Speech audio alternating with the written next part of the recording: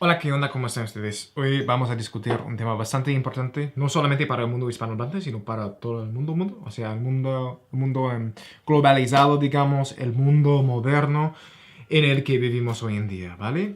Y este tema es lo que les tengo aquí en la pantalla para ustedes, para contemplar un poquito. Quiero que ustedes piensen en algunos conceptos que llegan a la mente a pensar en este término, el cual es el mestizaje.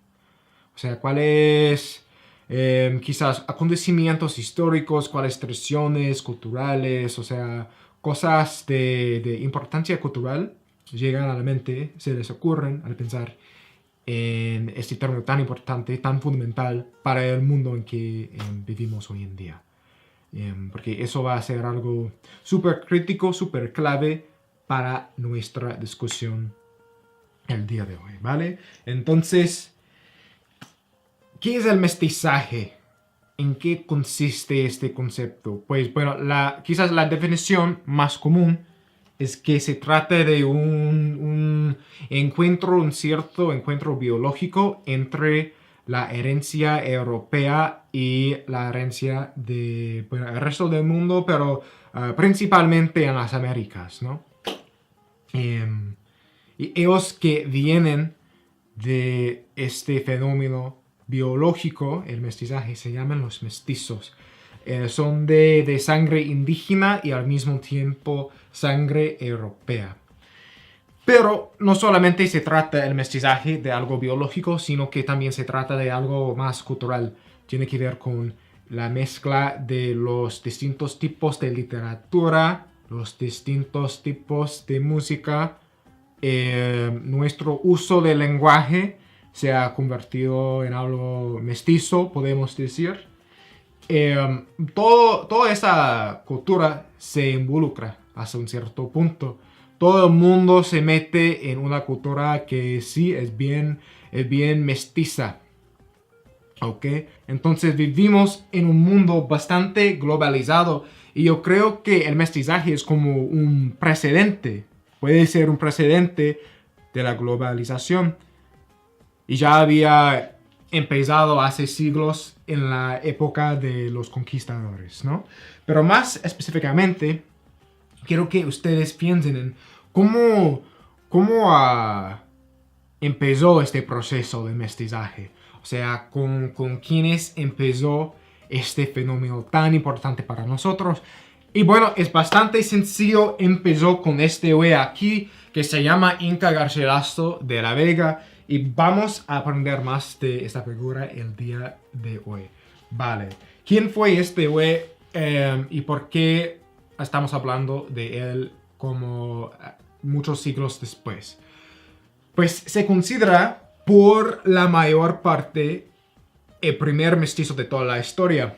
Es decir, el primer hombre de sangre indígena y sangre europea. Aunque puede ser una fuente de controversia, por la mayor parte se acepta este dato así, ¿ok? Entonces, vamos con eso, ¿ok? En 1539, Inca Garcilaso nació de un conquistador español y una princesa incaica. Entonces vemos este contraste, esos dos lados del mundo, el lado europeo español de su papá conquistador y el lado indígena de su mamá, que era princesa incaica del linaje real de Huayna Cápac, ¿okay? Entonces tenemos este contraste y Inca Garcilaso como joven iba aprendiendo del mundo desde estas dos perspectivas. La perspectiva de los conquistadores, ellos que exploraron todo el nuevo mundo y al mismo tiempo aprendió mucho de los sabios incaicos. Se llamaban los amuatas. Y ellos lo habían enseñado de el misticismo incaico y el mundo, pero desde la perspectiva de los indígenas. Entonces recibió como una doble perspectiva y vemos esta en la escritura de Inca Garcilaso de la Vega.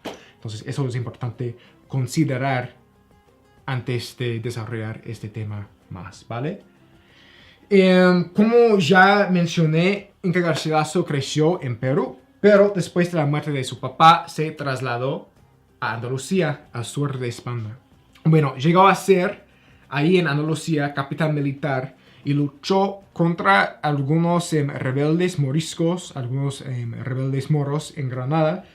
Después de este conflicto, se dedicó la vida a la traducción, traduciendo obras desde el italiano al castellano. Y después de este periodo en su vida, se dedicó a la escritura histórica y llegó a ser un historiador de muchísimo prestigio, publicando obras que todavía nos afectan hoy en día, como por ejemplo los comentarios reales de los incas. Como ya mencioné, pasó esos años en Andalucía frecuentando los círculos, digamos, los círculos humanísticos, los círculos intelectuales, y aprendo muchas cosas de la antigüedad, de los clásicos griegos, romanos, este tipo de actividad sofisticada, ¿no? Y por eso obtuvo relaciones comerciales con Luis de Góngora, Miguel de Cervantes, este tipo de autor muy renacista, digamos. Y después pasó a ser bien conocido por sus traducciones desde italiano al castellano.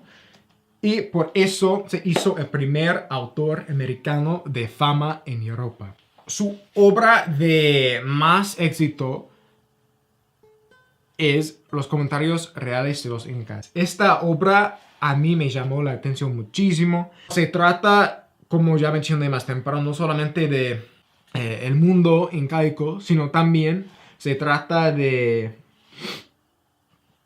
la interconexión mestiza entre estas culturas, las culturas de España y las culturas de las civilizaciones peruanas, ¿vale? Además, algo importante para nosotros es que la gran mayoría, o sea, la gran mayoría de los datos que sabemos de los incas vienen de este libro. O sea, es tan importante en nuestra discusión de esta civilización antigua.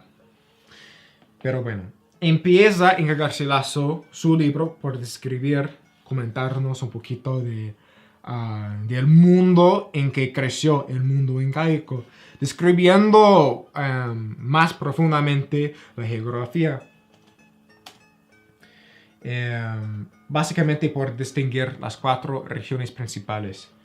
El río Ancasmayo en el norte, el río Mali en Chile, que señala la frontera más hacia el sur, el oriente, que es pura selva, y obviamente los Andes, los cuales actúan como la región más expansiva y también más peligrosa del imperio. Pero bueno, Inca Garcilaso pasa a otro tema que tiene que ver con los orígenes del pueblo incaico. Y eso es interesante porque nos da una perspectiva más mística, más involucrada en la región. Y por eso yo creo que es interesante. Va describiendo las leyendas así. Antes de los incas, antes de esta civilización, no había nada bueno bajo el sol. O sea, todo el mundo supuestamente se metía en algún pecado, alguna actividad, o sea, bien rara, como el canibalismo, la idolatría, el incesto, etc. Estas cosas bien raras, de mal gusto. Todo el mundo participaba en estos actos.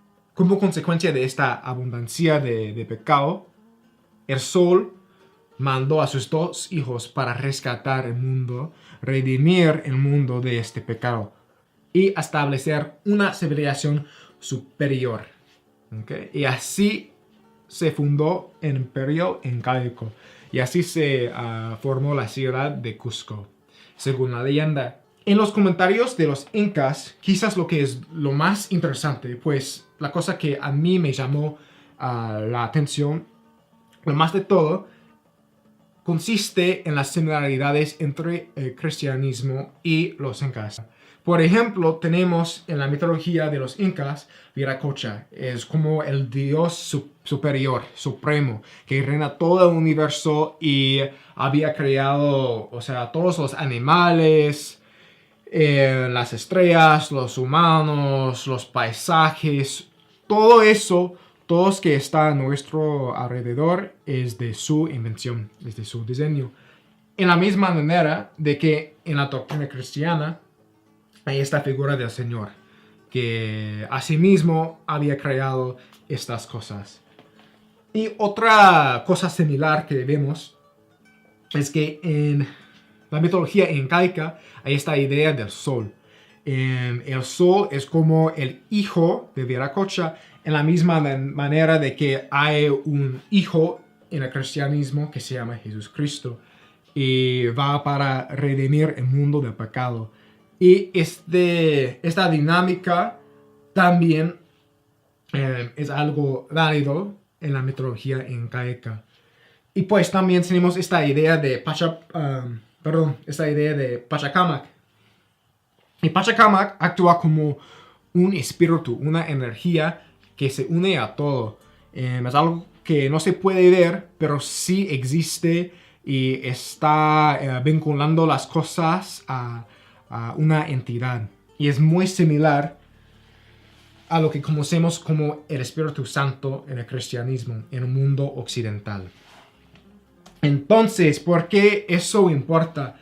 Bueno, yo creo que es algo importante saber, porque nos muestra la interconexión de culturas y de una manera va describiendo un mestizaje de forma religiosa, o sea, como una mezcla de las culturas de los dos lados, del lado europeo y del lado indígena, ¿vale? Entonces, por eso los comentarios reales de los incas sirven como un libro súper enfocado en esta forma del mestizaje, ¿no? Regresamos a este tema del mestizaje. Según Inca Garcilaso, se trata más de algo cultural, o sea, algo que tiene que ver con la región y las creencias de las civilizaciones distintas, ¿vale? Y pues, finalmente, al fin de su vida, llegó a ser un hombre de muchísima riqueza, Inca Garcilaso de la Vega, hasta el punto en que compró la capilla de las ánimas en la mezquita catedral en Córdoba.